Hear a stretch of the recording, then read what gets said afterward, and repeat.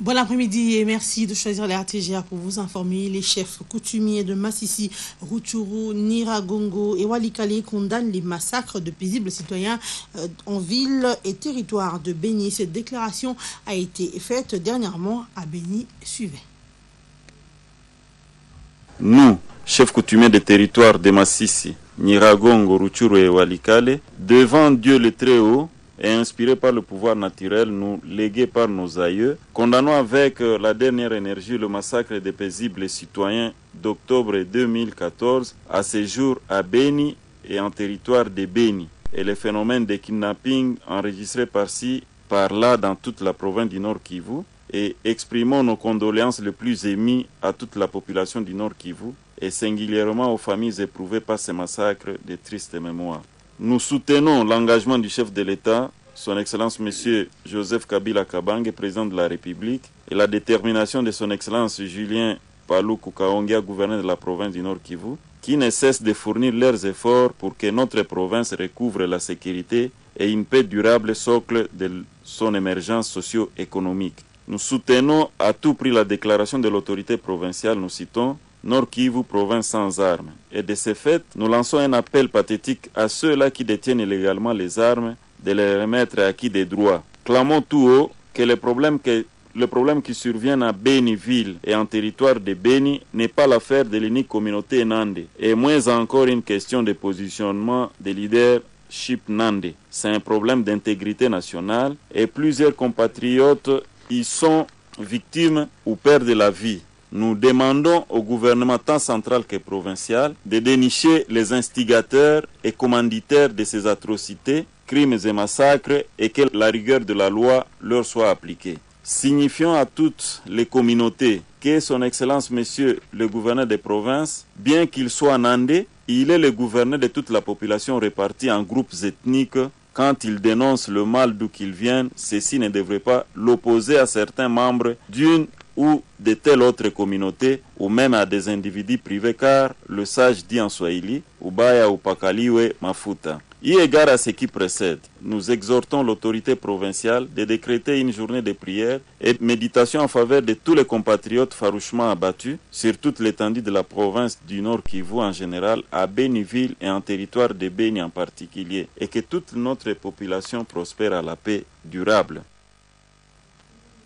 Les opérateurs économiques doivent s'acquitter du deuxième acompte fiscal dans le délai pour éviter les tracasseries. Cet appel a été lancé au cours de la Troïka stratégique de ce lundi. À l'occasion, le Premier ministre Matata Ponyo a également instruit le ministre délégué aux Finances du paiement des droits dus aux banques, question de leur permettre d'assurer la paie des fonctionnaires de l'État pour les deux derniers mois qui restent. Suzy Kibira Omari.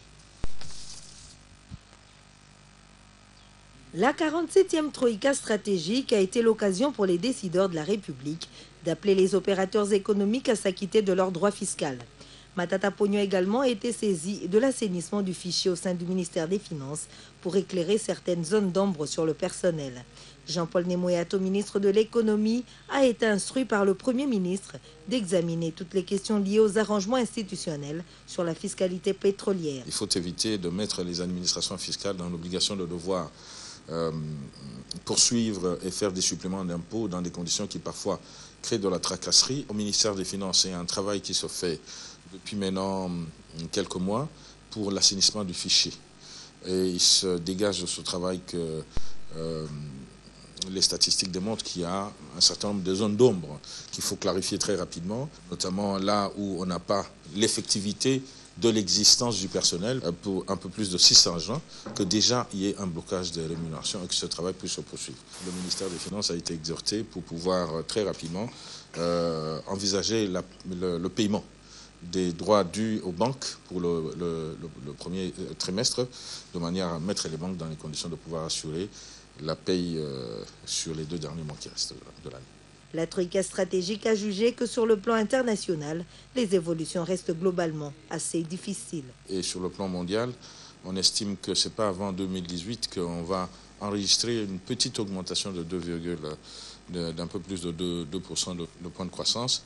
Il faut noter qu'au niveau intérieur, la situation est très stable. Les projections faites légèrement inférieures à celles réalisées l'année passée. Le taux de change est également stable.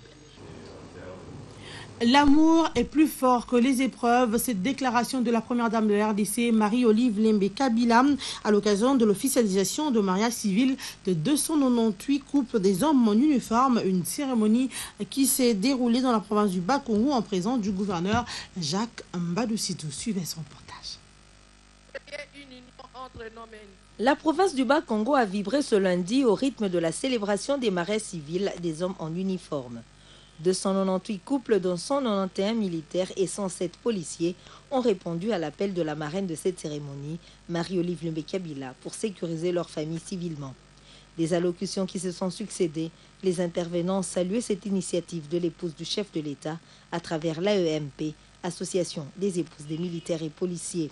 Fier de voir sa province abriter cette cérémonie spéciale, Jacques Mbadou a invité les bénéficiaires à honorer leur engagement. Marie-Olive Lembe Kabila, première dame de la RDC, a d'abord transmis les salutations et les félicitations de son époux aux mariés et les a invités à bannir le divorce dans leur dictionnaire.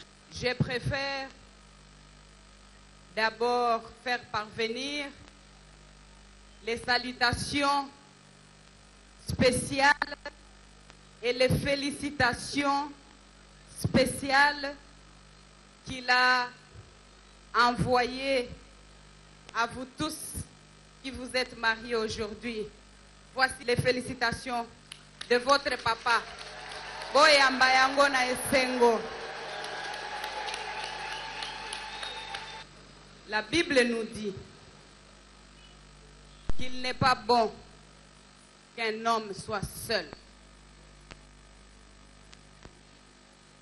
La Bible nous dit aussi, Marie, aimez vos femmes. Dans une ambiance festive, les tourtereaux ont à l'unisson prononcé leurs vœux en échangeant des anneaux. Ceux-ci ont promis de respecter leur engagement selon les lois de la République en la matière. À tour de rôle, les 298 couples ont reçu des cadeaux des mains de Marie-Olive Lembe Kabila et de Yvette Mbadou, députée nationale et épouse du gouverneur Jacques Mbadou. Est toujours accompagné.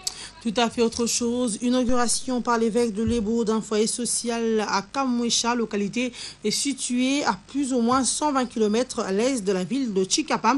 Ce foyer dispose de plusieurs machines à coudre devant répondre aux attentes de la femme de cette localité. Les travaux de construction évalués à 90 000 $ américains ont bénéficié non seulement de la contribution de la communauté locale, d'un député national, mais aussi et surtout des chrétiens allemands. Laurent Lukengo, notre correspondant, est présent à Kamwesha. Suivez. C'est un grand ouvrage de type moderne, érigé à 500 mètres devant la paroisse catholique Sainte-Thérèse de Kamwesha, à plus ou moins 120 km à l'est de la ville de Chikapa. Le coût de travaux de construction de ces beaux bijoux de la localité est évalué à plus ou moins 90 000 $ américains selon le maître d'ouvrage. Inauguré ce jour, ce foyer social dispose de plus ou moins 50 machines à coudre toutes sortes, des ordinateurs et d'autres matériels de valeur devant favoriser l'essor de la femme de Kamwesha. C'est une initiative de l'ASBL, Centre de développement intégral de Kamwesha et ses environs, syndiqués en sigle, ayant bénéficié des contributions de la communauté locale, d'un député national et surtout des chrétiens allemands du diocèse de Rothenburg, ainsi que d'autres structures allemandes représentées à la cérémonie d'inauguration par M. l'abbé Mukoma Kamboui, curé des 3 paroisses catholiques allemandes du diocèse évoqué, initiateur même de l'ASBEL syndiqué. Dans un message adressé aux habitantes et habitants de Kamwesha, les chrétiens allemands souhaitent qu'à travers un travail commun règne la confiance, l'espérance dans la protection divine et que la solidarité s'établisse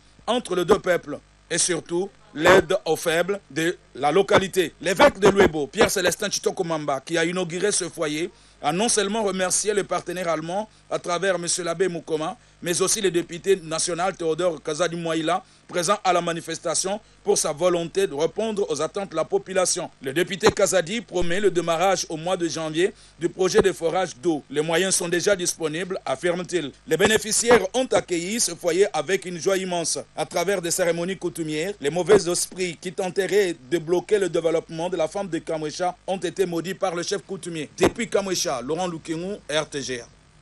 Et l'actualité en dans nos frontières, le Burkina Faso a publié dimanche 23 novembre son gouvernement de transition. C'est donc le nouveau secrétaire au gouvernement Thierry Ouattara qui a lu la composition du cabinet intérimaire devant la presse au palais présidentiel de Ouagadougou. Ce gouvernement est composé de 26 membres, dont 4 postes clés pour l'armée. C'en est fini pour ce bulletin d'information. Merci de nous avoir suivis.